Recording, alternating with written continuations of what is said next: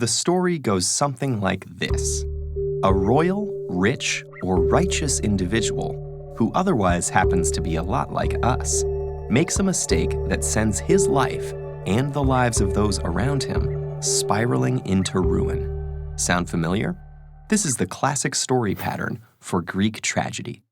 For thousands of years, we've spun spellbinding tales that fit this pattern, and modern storytellers around the world continue to do so.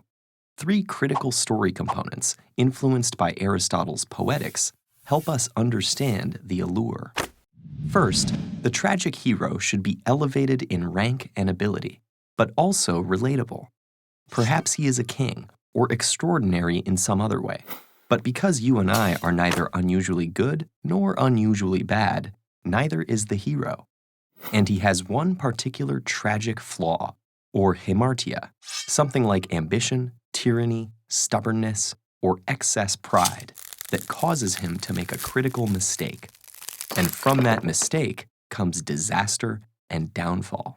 As an example of these elements in action, let's look to Sophocles' Oedipus Rex, about a man who doesn't know he was adopted and is warned by an oracle that he's destined to murder his father and marry his mother.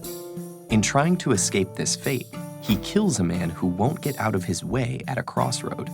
He then cleverly answers the riddle of the monstrous Sphinx, freeing the kingdom of Thebes from a plague. He marries the widowed queen and becomes king. But after he finds out that the murdered man was his father, and the queen he married is his mother, Oedipus gouges out his eyes and retreats into the wilderness. At the beginning of his story, Oedipus is elevated in ability, and he's elevated in rank. He's neither unusually evil nor saintly. He's relatable. Notice the height of the fall. Once a king, but now homeless and blind. It's more tragic, after all, if a king falls from a tall throne than if a jester falls off his stepstool. Oedipus's tragic flaw is hubris, or excessive pride, and it causes him to attempt to avoid the fate prophesied for him, which is exactly what makes it happen. He's a particularly unlucky soul because his mistake of killing his father and marrying his mother is done in complete ignorance. Of course, these narrative principles transcend classic Greek tragedy. In Shakespeare's canon, we see Hamlet's indecisiveness lead to a series of bad decisions, or perhaps non-decisions, that culminate in the death of almost every character in the play. And Macbeth's ambition catapults him to the top before sending him careening to his grave. Even modern pop culture staples like Game of Thrones and The Dark Knight resonate with the tropes Aristotle identified over 2,000 years ago. So what's the point of all of this suffering?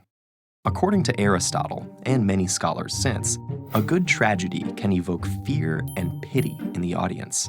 Fear of falling victim to the same or similar catastrophe, and pity for the height of the hero's downfall. Ideally, after watching these tragic events unfold, we experience catharsis, a feeling of relief and emotional purification. Not everyone agrees why this happens. It may be that empathizing with the hero allows us to experience and release strong emotions that we keep bottled up. Or maybe it just lets us forget about our own problems for a little while. But regardless of how you feel when you watch Poor Oedipus, never has there been a more salient reminder that no matter how bad things get, at least you didn't kill your father and marry your mother.